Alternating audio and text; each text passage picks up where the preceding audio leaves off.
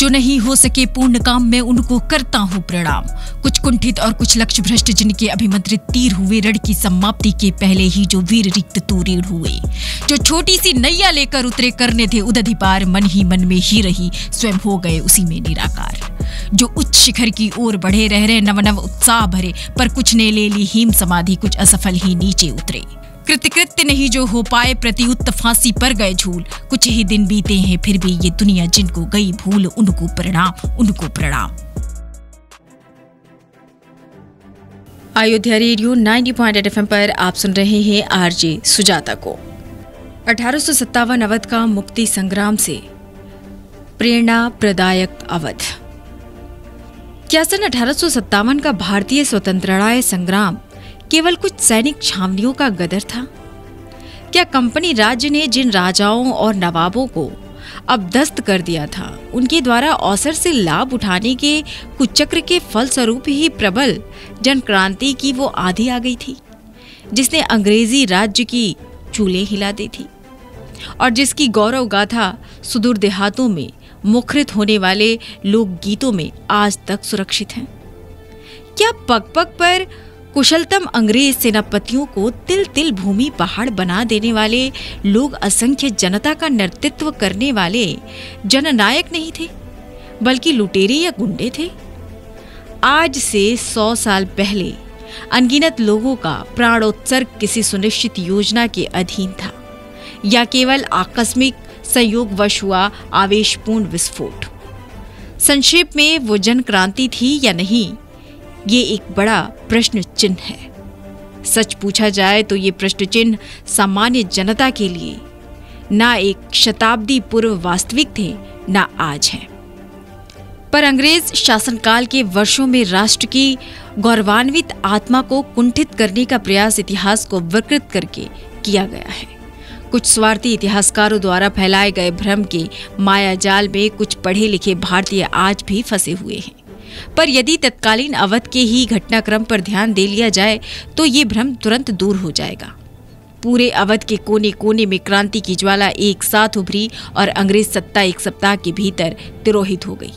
अकेले यही तथ्य जनसाधारण के स्वतंत्रता संकल्प, समवेत प्रयास और सुनियोजित सहयोग का अकाट्य प्रमाण है। प्रमुख राजधानियों में अंग्रेजी राज्य के पुनः स्थापित हो जाने के बाद ही महीनों तक गांव में अंग्रेज सेना को लोहे के चने चबाने पड़े। सब शांत हो जाने के बाद एक जन नेता के आते ही दोबारा जनता का बलिदान आरंभ हो जाता था। पराजय के बाद भागने वाले नेताओं को जिस प्रकार संरक्षण देकर भारतीय सीमा के बाहर तक जनता ने पहुंचाया और उनका पीछा करने वाली गोरी फौज का जिस प्रकार गांव-गांव में प्रबल प्रतिरोध हुआ, जिस तरह जगह जगह पेड़ों से लटकाकर अनगिनत स्वतंत्रता वीरों की फांसी दी गई, गांव और बाजार फूंके गए, कत्लेआम किए गए, लोग जीवित जलाए गए, क्या उसे ही स्वतंत्रता संग्राम की सार्वजनीनता सिद्ध नहीं हो जाती? फैजाबाद से लेकर शाहजहांपुर तक मौलवी अहमदुल्ला शाह ने कानपुर और बिठूर से झांसी तक का तात्या टोपे, उन्नाव, रायबरेली तथा फतेहपुर, हंसवा एवं प्रतापगढ़ के बैसवारा अभियान क्षेत्र में राणा वेड़ी माधव और राव राम बखस बाराबंकी से नेपाल सीमा तक, गोंडा, बहराइच में राजा देवी बख्श सिंह और रानी तुलसीपुर एवं राजा बलभद्र सिंह के सहयोगों ने, और बिहार सीमा के उस पार के आकार भोजपुर के रणबांकुरे कुंवर सिंह व अमर सिंह ने कानपुर में नाना साहब तथा अवध में नाबालिग नवाब बिरजिस कद्र और उनकी संरक्षक बेगम हजरत महल जैसे स्वतंत्रता प्रतीकों के शासनांतर्गत स्वतंत्र क्षेत्र के रक्षार्थ सब ओर से आक्रमण करने के लिए आती हुई अंग्रेज सिख तथा गोरखा पलटनों के मुकाबले छापा मार युद्ध का जो कौशल दिखाया था, वो प्रबल जन सहयोग के बिना संभव नहीं। खीरी, लखीमपुर, सीतापुर और हरदोई के गांवों से अपने आप उमड़कर जनता ने बेगम हजरत महल को अंग्रेजों से लड़ने तथा बच निकलने में जिस तरह सहयोग दिया, वो स्वतंत्रता प्राप्ति की उत्कट जनकामना का प्रमाण है। खैराबाद में इतिहास प्रतीत अफगान सम्राट शेर शाह का किला स्वतंत्र संग्राम का महत्वपूर्ण गढ़ था और अंग्रेजों की तोपों से ही वो धाराशाही हुआ था। लखनऊ में स्वतंत्र सरकार के पराभव के बाद बेगम और नाबालिग नवाब ने यहीं के मुंशी हरप्रसाद के यहाँ शरण ली थी। खैराबाद में कितने वीरों ने प्राणों की बलि दी, इसका पता चलना ही असंभव है। लखनऊ के स्वतंत्रता संग्राम का दमन करने के लिए अग्रसर नेपाली सेना का मार्ग में ही अंबरपुर और दौरारा के दुर्गों पर निहत्थे ग्रामीणों ने मुकाबला किया और जब तक एक व्यक्ति भी जीवित रहा नेपाली सेना आगे बढ़ न सकी। इस प्रकार के असंख्य अज्ञात शहीद जो न सैनिक थे न राजा स्वतंत्रता के लिए बलिदान हुए थे। संडिला, जिसे हरदोई कहा जाता है, वहां से नाना घोंगूपत की सहायतार्थ चलकर 6 महत्वपूर्ण युद्धों में अंग्रेजों को परास्त करने वाले गुलाब सिंह राजा ना थे। सेना में भी न गुलाब सिंह के छोटे भाई ने अपना सिर काटकर बड़े भाई के चरणों में डाल दिया, लेकिन परिवार के मुंह उन्हें स्वतंत्रता संग्राम के व्रत न कर सका था। इस प्रकार की प्रेरणाप्रदायक निष्ठा की पवित्रता के प्रति भी इतिहासकारों ने सत्यपरकता का परिचय नहीं दिया। शाहजहांपुर, लखीमपुर खीरी और सीतापुर में जन आंदोलन का वो रूप दिखाई पड़ा जिसमें ग्रामीणों ने उन्मुक्त योगदान किया था।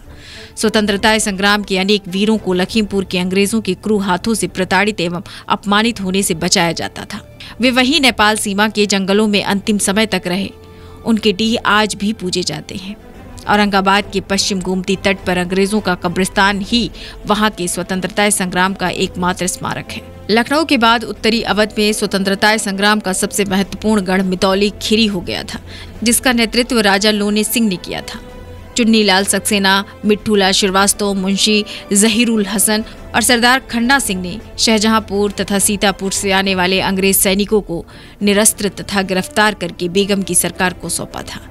सरदार खन्ना सिंह स्वयं सेना लेकर लखनऊ के युद्ध में भाग लेने आए थे और वहीं एक धसी हुई तोप निकालते समय गोली लग जाने से वीरगति प्राप्त हुए थे। लखनऊ के पराभव के बाद बेगम हजरत महल और नाबालिग नवाब बिरजिस कद्र खैराबाद होते हुए मितौली आ गए थे और तब नजीबाबाद के फिरोजा शाह रुइया ने, नरपत सिंह, धरोहरा के गुलाब सिंह ने यहाँ के दुर्ग की रक्षा के लिए प्राणों की बाजी लगा दी थी। सीतापुर के अहवन के विश्वासघात से अंग्रेजों को दुर्ग का भेद तो ज्ञात हुआ, पर अंग्रेजों के पहुंचने से पहले ही राजा लोने सिंह बेगम और नवाब को लेकर गायब हो चुके थे। क्रांति के प्रयासों में कैसी एक सूत्रता थी, ये इस बात से ही प्रकट है कि दिल्ली में जरवल बहराइच के छिपे पर्चे दीवारों पर चिपके थे जिनमें लिखा था, भारतीयों सावधान रहो, तारीख मत भूलना, ईरानी फौज तुम्हारी मदद को आएगी। 30 मई को अर्थात जिस तारीख को भारत में सर्वत्र एक साथ फौजों द्वारा विद्रोह अकस्मात आरंभ कर इसमें जनता की भागीदारी भी तय थी, सम्राट बहादुर शाह को सम्राट मान लेने और उनकी पताका फहराने की योजना थी। विदेशों तक में भारतीयों की सफलता के लिए उपासनाएं हुई थी।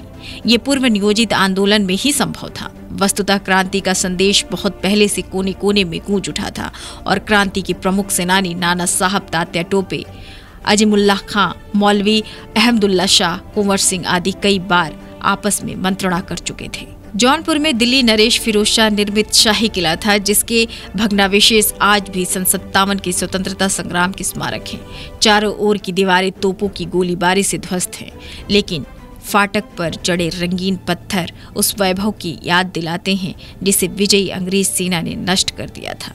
किले के अंदर की मस्जिद हिंदू शिल्पकला की सजीव प्रतीक है। उस मस्जिद का एक और भी महत्व है।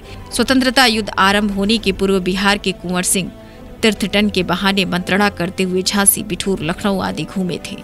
तब मौलवी अहमदुल्ला शाह से उनकी मंत्रणा यही हुई थी।